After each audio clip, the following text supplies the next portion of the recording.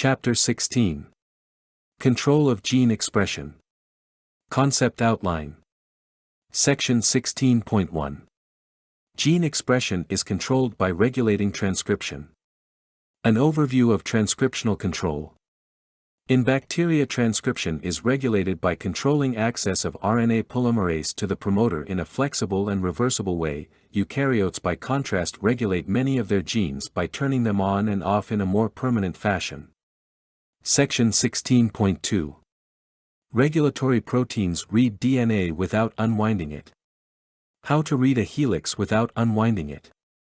Regulatory proteins slide special segments called DNA binding motifs along the major groove of the DNA helix, reading the sides of the bases. For important DNA binding motifs. DNA binding proteins contain structural motifs such as the helix turnhelix, which fit into the major groove of the DNA helix. Section 16.3. Bacteria limit transcription by blocking RNA polymerase. Controlling transcription initiation. Repressor proteins inhibit RNA polymerase's access to the promoter, while activators facilitate its binding. Section 16.4. Transcriptional control in eukaryotes operates at a distance. Designing a complex gene control system. Eukaryotic genes use a complex collection of transcription factors and enhancers to aid the polymerase in transcription. The effect of chromosome structure on gene regulation. The tight packaging of eukaryotic DNA into nucleosomes does not interfere with gene expression. Post-transcriptional control in eukaryotes. Gene expression can be controlled at a variety of levels after transcription. In an orchestra, all of the instruments do not play all the time. If they did, all they would produce is noise. Instead, a musical score determines which instruments in the orchestra play when. Similarly, all of the genes in an organism are not expressed at the same time, each gene producing the protein it encodes full tilt. Instead, different genes are expressed at different times, with a genetic score written in regulatory regions of the DNA determining which genes are active when. Figure 16.1. Section 16.1. Gene expression is controlled by regulating transcription. An overview of transcriptional control. Control of gene expression is essential to all organisms. In bacteria, it allows the cell to take advantage of changing environmental conditions. In multicellular organisms, it is critical for directing development and maintaining homeostasis. Regulating promoter access. One way to control transcription is to regulate the initiation of transcription. In order for a gene to be transcribed, RNA polymerase must have access to the DNA helix and must be capable of binding to the gene's promoter, a specific sequence of nucleotides at one end of the gene that tells the polymerase where to begin transcribing. How is the initiation of transcription regulated? Protein-binding nucleotide sequences on the DNA regulate the initiation of transcription by modulating the ability of RNA polymerase to bind to the promoter. These protein-binding sites are usually only 10 to 15 nucleotides in length. Even a large regulatory protein has a footprint, or binding area, of only about 20 nucleotides. Hundreds of these regulatory sequences have been characterized, and each provides a binding site for a specific protein able to recognize the sequence. Binding the protein to the regulatory sequence either blocks transcription by getting in the way of RNA polymerase, or stimulates transcription by facilitating the binding of RNA polymerase to the promoter. Transcriptional control in prokaryotes. Control of gene expression is accomplished very differently in bacteria than in the cells of complex multicellular organisms. Bacterial cells have been shaped by evolution to grow and divide as rapidly as possible, enabling them to exploit transient resources. In bacteria, the primary function of gene control is to adjust the cell's activities to its immediate environment. Changes in gene expression alter which enzymes are present in the cell in response to the quantity and type of available nutrients and the amount of oxygen present. Almost all of these changes are fully reversible, allowing the cell to adjust its enzyme levels up or down as the environment changes. Transcriptional control in eukaryotes. The cells of multicellular organisms, on the other hand, have been shaped by evolution to be protected from transient changes in their immediate environment. Most of them experience fairly constant conditions. Indeed, homeostasis, the maintenance of a constant internal environment, is considered by many to be the hallmark of multicellular organisms. Although cells in such organisms still respond to signals in their immediate environment, such as growth factors and hormones, by altering gene expression, in doing so they participate in regulating the body as a whole. In multicellular organisms with relatively constant internal environments, the primary function of gene control in a cell is not to respond to that cell's immediate environment, but rather to participate in regulating the body as a whole. Some of these changes in gene expression compensate for changes in the physiological condition of the body. Others mediate the decisions that produce the body, ensuring that the right genes are expressed in the right cells at the right time during development. The growth and development of multicellular organisms entail a long series of biochemical reactions, each catalyzed by a specific enzyme. Once a particular developmental change has occurred, these enzymes cease to be active, lest they disrupt the events that must follow. To produce these enzymes, genes are transcribed in a carefully prescribed order, each for a specified period of time. In fact, many genes are activated only once, producing irreversible effects. In many animals, for example, stem cells develop into differentiated tissues like skin cells or red blood cells, following a fixed genetic program that often leads to programmed cell death. The one-time expression of the genes that guide this program is fundamentally different from the reversible metabolic adjustments bacterial cells make to the environment. In all multicellular organisms, changes in gene expression within particular cells serve the needs of the whole organism, rather than the survival of individual cells. Post-transcriptional control. Gene expression can be regulated at many levels. By far the most common form of regulation in both bacteria and eukaryotes is transcriptional control, that is, control of the transcription of particular genes by RNA polymerase. Other less common forms of control occur after transcription, influencing the mRNA that is produced from the genes or the activity of the proteins encoded by the mRNA. These controls, collectively referred to as post-transcriptional controls, will be discussed briefly later in this chapter. Synopsis. Gene expression is controlled at the transcriptional and post-transcriptional levels. Transcriptional control, more common, is effected by the binding of proteins to regulatory sequences within the DNA. Section 16.2. Regulatory proteins read DNA without unwinding it. How to read a helix without unwinding it. It is the ability of certain proteins to bind to specific DNA regulatory sequences that provides the basic tool of gene regulation, the key ability that makes transcriptional control possible. To understand how cells control gene expression, it is first necessary to gain a clear picture of this molecular recognition process. Looking into the major groove. Molecular biologists used to think that the DNA helix had to unwind before proteins could distinguish one DNA sequence from another. Only in this way, they reasoned, could regulatory proteins gain access to the hydrogen bonds between base pairs. We now know it is unnecessary for the helix to unwind because proteins can bind to its outside surface, where the edges of the base pairs are exposed. Careful inspection of a DNA molecule reveals two helical grooves winding round the molecule, one deeper than the other.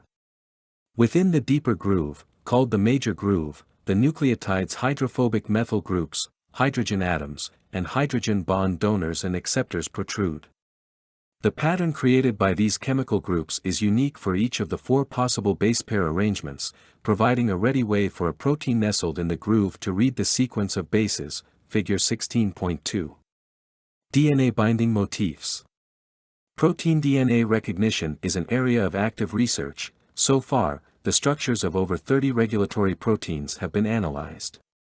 Although each protein is unique in its fine details, the part of the protein that actually binds to the DNA is much less variable. Almost all of these proteins employ one of a small set of structural, or DNA binding, motifs, particular bends of the protein chain that permit it to interlock with the major groove of the DNA helix. Synopsis. Regulatory proteins identify specific sequences on the DNA double helix, without unwinding it, by inserting DNA binding motifs into the major groove of the double helix where the edges of the bases protrude. For important DNA binding motifs. The helix-turn-helix motif. The most common DNA binding motif is the helix-turn-helix, constructed from two alpha helical segments of the protein linked by a short non-helical segment, the turn, figure 16.3. The first DNA binding motif recognized, the helix-turn-helix motif, has since been identified in hundreds of DNA binding proteins. A close look at the structure of a helix-turn-helix motif reveals how proteins containing such motifs are able to interact with the major groove of DNA. Interactions between the helical segments of the motif hold them at roughly right angles to each other.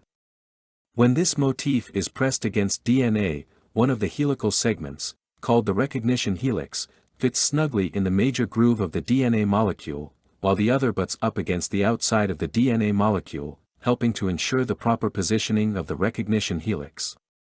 Most DNA regulatory sequences recognized by helix-turn-helix motifs occur in symmetrical pairs.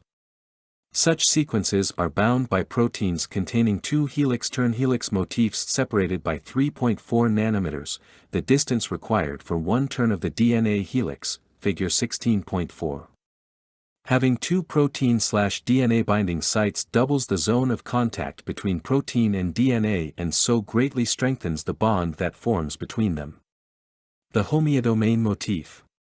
A special class of helix-turn-helix motifs plays a critical role in development in a wide variety of eukaryotic organisms, including humans. These motifs were discovered when researchers began to characterize a set of homeotic mutations in Drosophila, mutations that alter how the parts of the body are assembled. They found that the mutant genes encoded regulatory proteins whose normal function was to initiate key stages of development by binding to developmental switch point genes. More than 50 of these regulatory proteins have been analyzed, and they all contain a nearly identical sequence of 60 amino acids, the homeodomain, figure 16.5b. The center of the homeodomain is occupied by a helix-turn-helix motif that binds to the DNA. Surrounding this motif within the homeodomain is a region that always presents the motif to the DNA in the same way. The zinc finger motif. A different kind of DNA binding motif uses one or more zinc atoms to coordinate its binding to DNA. Called zinc fingers, figure 16.5c, these motifs exist in several forms. In one form, a zinc atom links an alpha helical segment to a beta sheet segment so that the helical segment fits into the major groove of DNA. This sort of motif often occurs in clusters, the beta sheets spacing the helical segments so that each helix contacts the major groove. The more zinc fingers in the cluster, the stronger the protein binds to the DNA. In other forms of the zinc finger motif, the beta sheet's place is taken by another helical segment. The leucine zipper motif. In yet another DNA binding motif, two different protein subunits cooperate to create a single DNA binding site.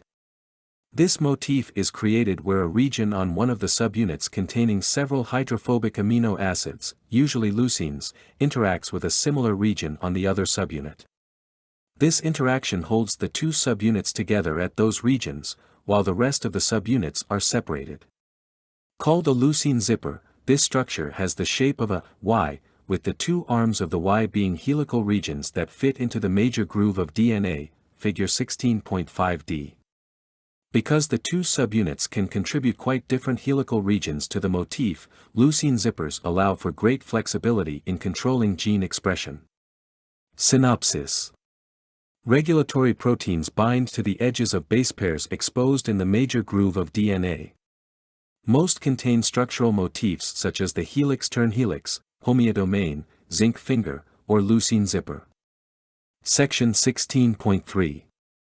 Bacteria limit transcription by blocking RNA polymerase. Controlling transcription initiation. How do organisms use regulatory DNA sequences and the proteins that bind them to control when genes are transcribed? The same basic controls are used in bacteria and eukaryotes, but eukaryotes employ several additional elements that reflect their more elaborate chromosomal structure. We will begin by discussing the relatively simple controls found in bacteria. Repressors are off switches. A typical bacterium possesses genes encoding several thousand proteins, but only some are transcribed at any one time, the others are held in reserve until needed. When the cell encounters a potential food source, for example, it begins to manufacture the enzymes necessary to metabolize that food.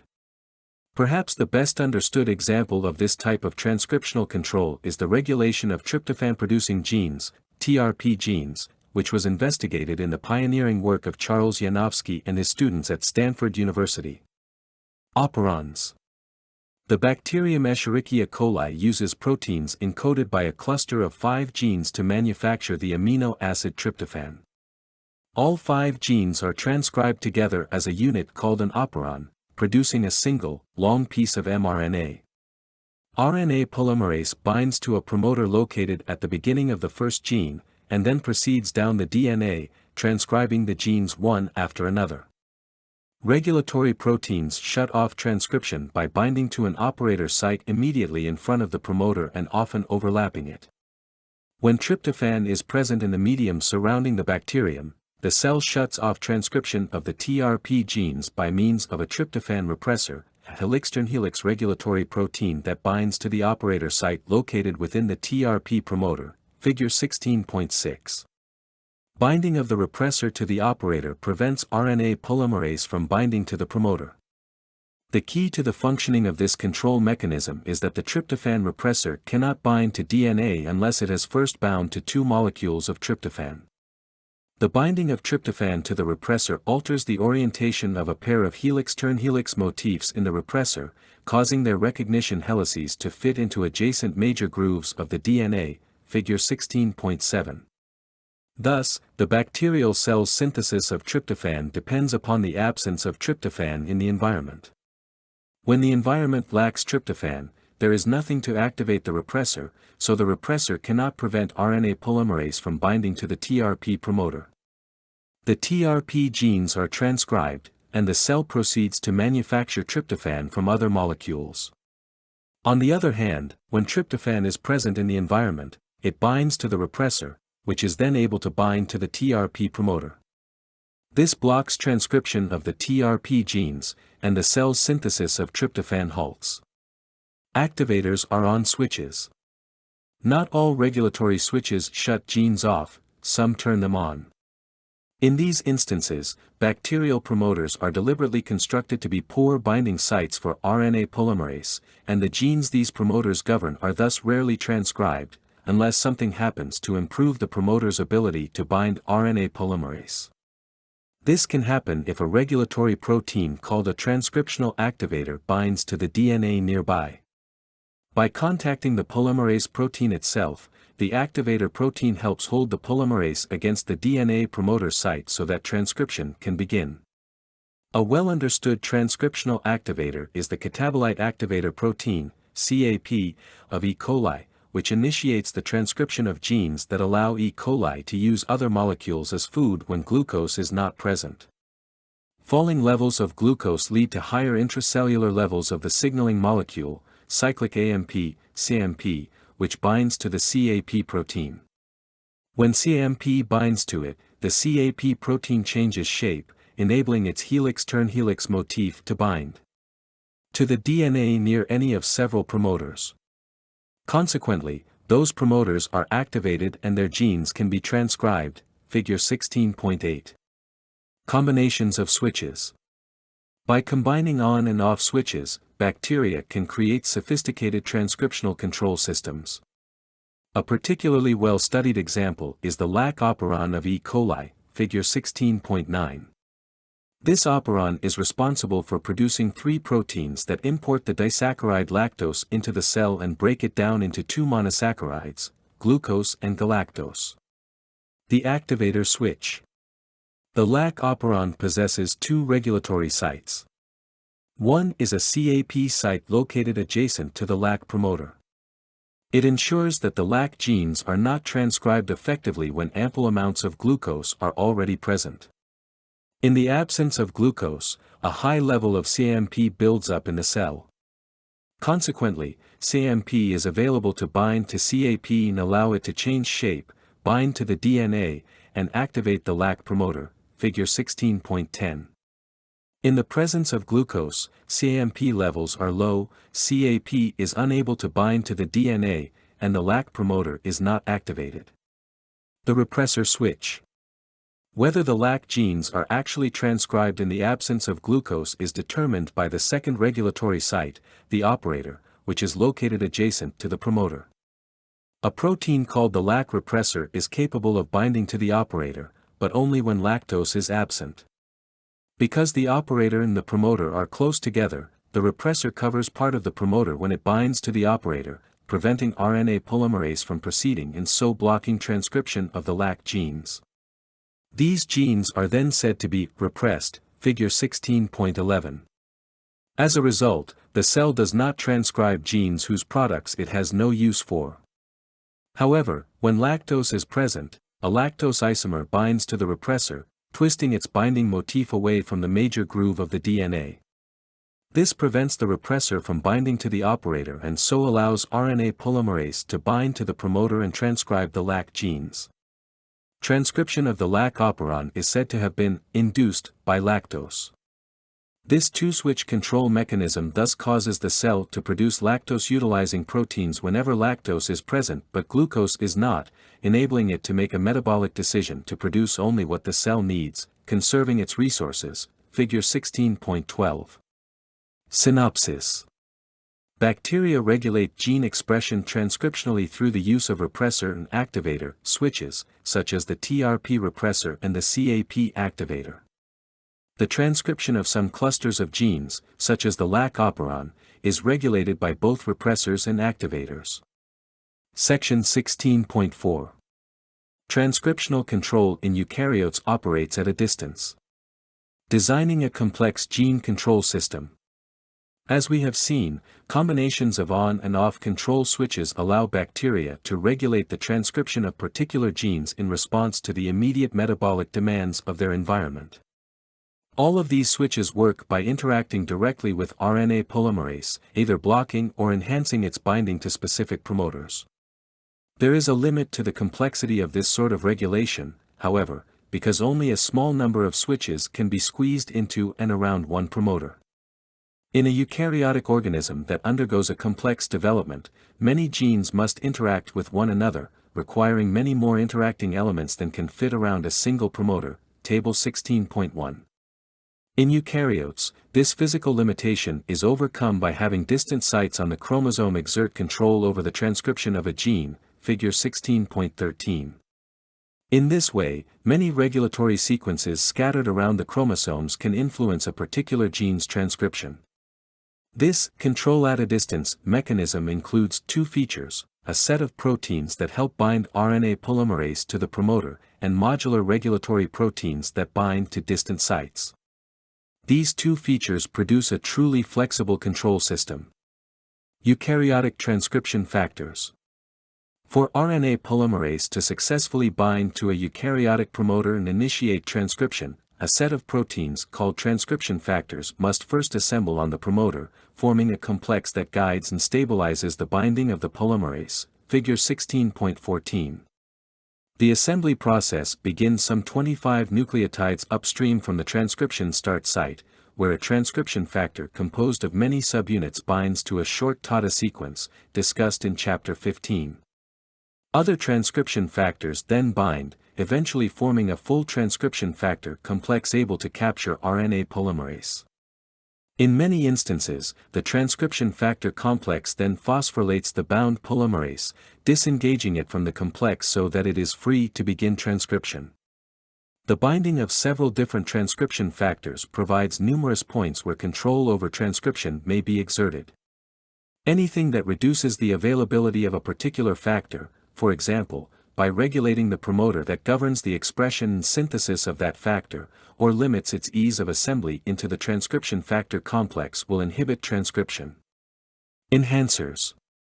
A key advance in the evolution of eukaryotic gene transcription was the advent of regulatory proteins composed of two distinct modules, or domains. The DNA binding domain physically attaches the protein to the DNA at a specific site, using one of the structural motifs discussed earlier, while the regulatory domain interacts with other regulatory proteins. The great advantage of this modular design is that it uncouples regulation from DNA binding, allowing a regulatory protein to bind to a specific DNA sequence at one site on a chromosome and exert its regulation over a promoter at another site, which may be thousands of nucleotides away. The distant sites where these regulatory proteins bind are called enhancers. Although enhancers also occur in exceptional instances in bacteria, figure 16.15, they are the rule rather than the exception in eukaryotes. How can regulatory proteins affect a promoter when they bind to the DNA at enhancer sites located far from the promoter? Apparently the DNA loops around so that the enhancer is positioned near the promoter. This brings the regulatory domain of the protein attached to the enhancer into direct contact with the transcription factor complex attached to the promoter, figure 16.16. The enhancer mode of transcriptional control that has evolved in eukaryotes adds a great deal of flexibility to the control process. The positioning of regulatory sites at a distance permits a large number of different regulatory sequences scattered about the DNA to influence a particular gene. Synopsis. Transcription factors and enhancers confer great flexibility on the control of gene expression in eukaryotes. The effect of chromosome structure on gene regulation. The way DNA is packaged into chromosomes can have a profound effect on gene expression.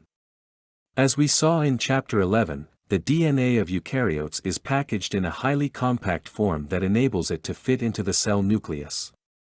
DNA is wrapped tightly around histone proteins to form nucleosomes, figure 16.17, and then the strand of nucleosomes is twisted into 30 nanometers filaments. Promoter blocking by nucleosomes. Intensive study of eukaryotic chromosomes has shown that histones positioned over promoters block the assembly of transcription factor complexes. Therefore, transcription factors appear unable to bind to a promoter packaged in a nucleosome. In this way, nucleosomes may prevent continuous transcription initiation. On the other hand, nucleosomes do not inhibit activators and RNA polymerase. The regulatory domains of activators attached to enhancers apparently are able to displace the histones that block a promoter.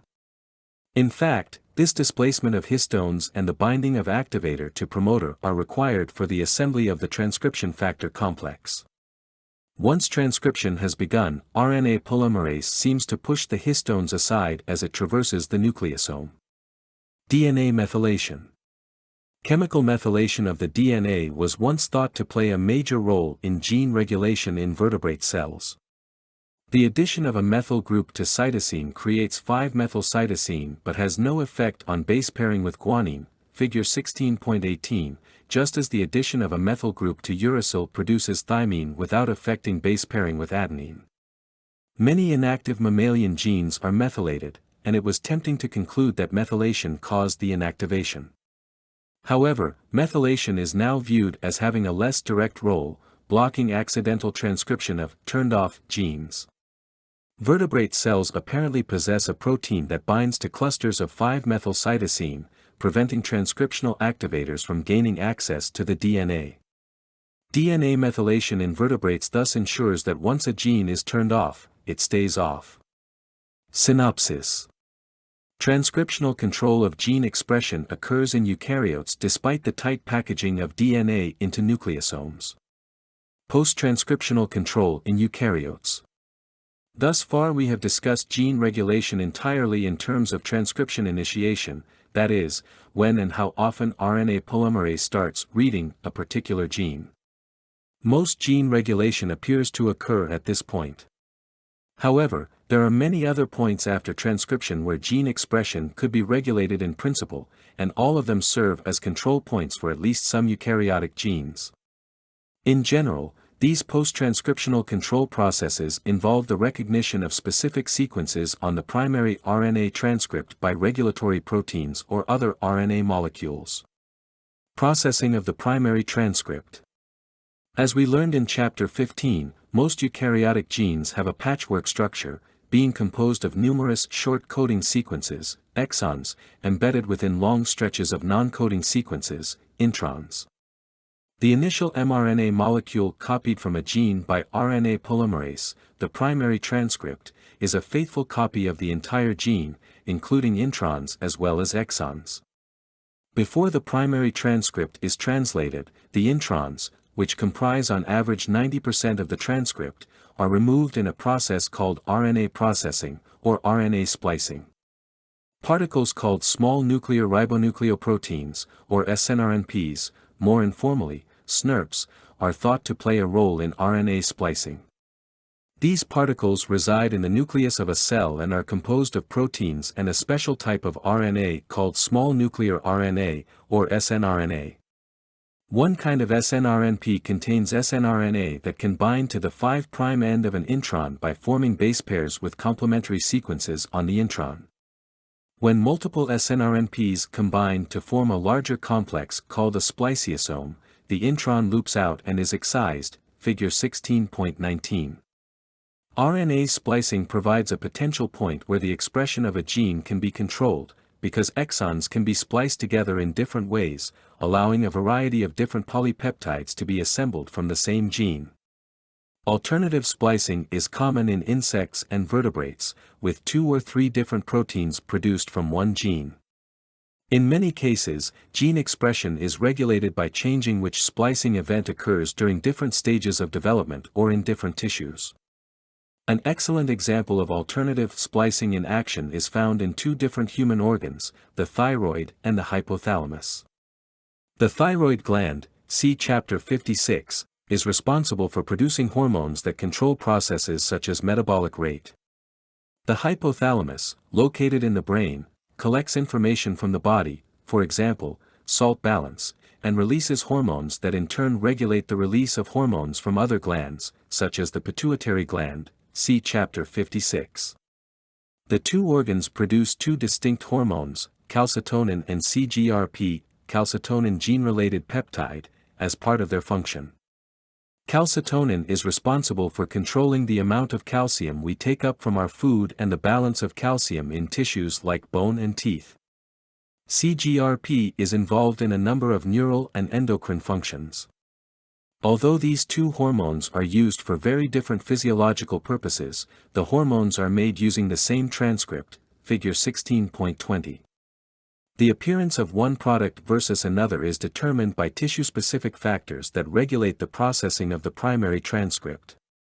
This ability offers another powerful way to control the expression of gene products, ranging from proteins with subtle differences to totally unrelated proteins. Transport of the processed transcript out of the nucleus. Processed mRNA transcripts exit the nucleus through the nuclear pores described in Chapter 5. The passage of a transcript across the nuclear membrane is an active process that requires that the transcript be recognized by receptors lining the interior of the pores.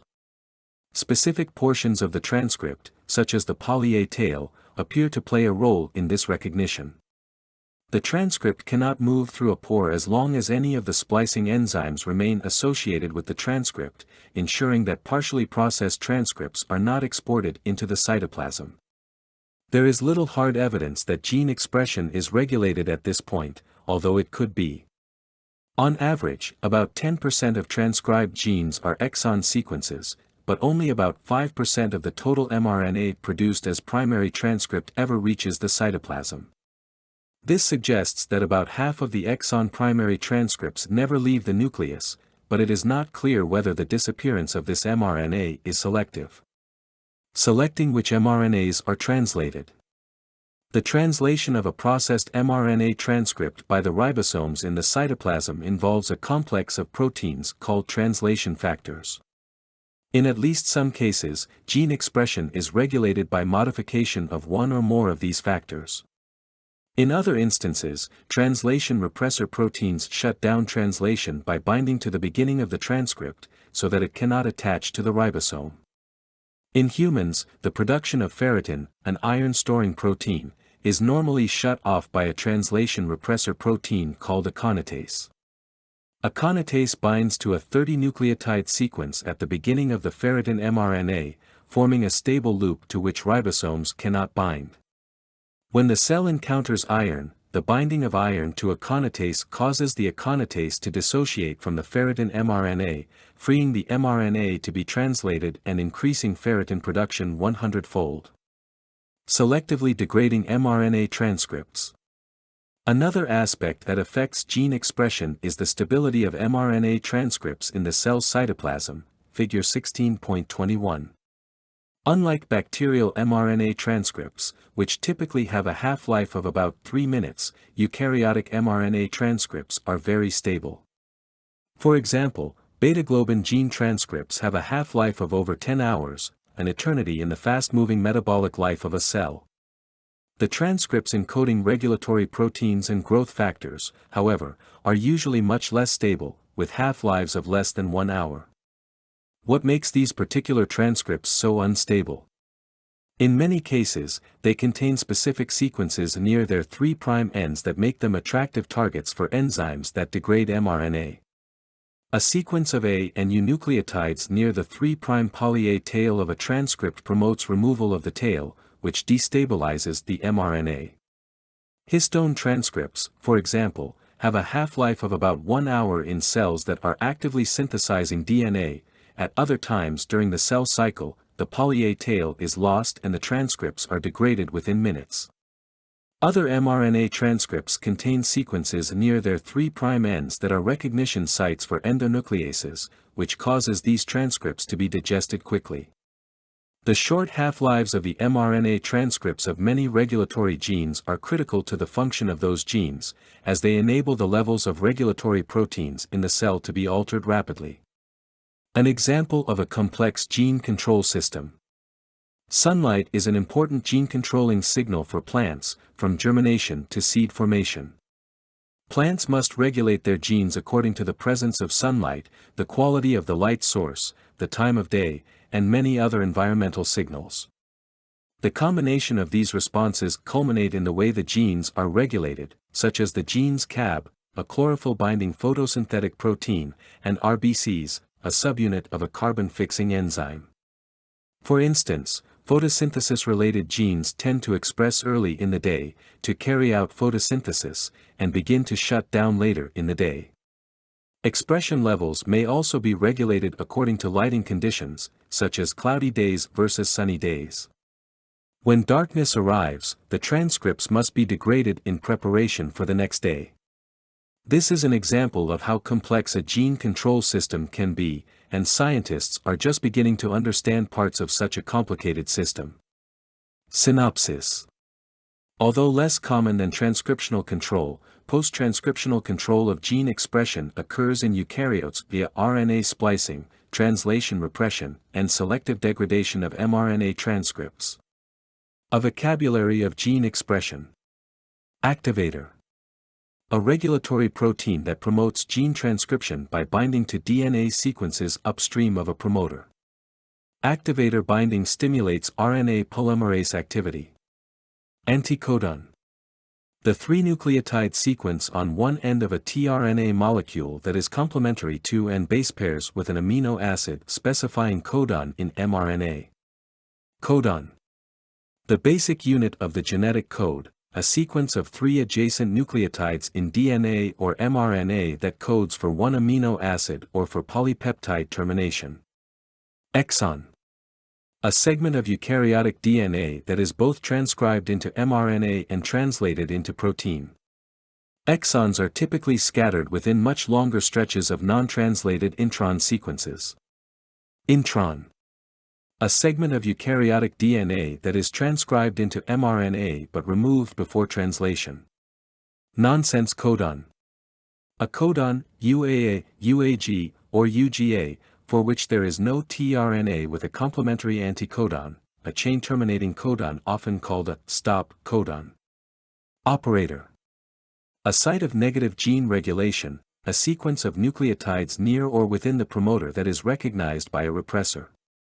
Binding of the repressor to the operator prevents the functional binding of RNA polymerase to the promoter and so blocks transcription. Operon. A cluster of functionally related genes transcribed into a single mRNA molecule. A common mode of gene regulation in prokaryotes, it is rare in eukaryotes other than fungi.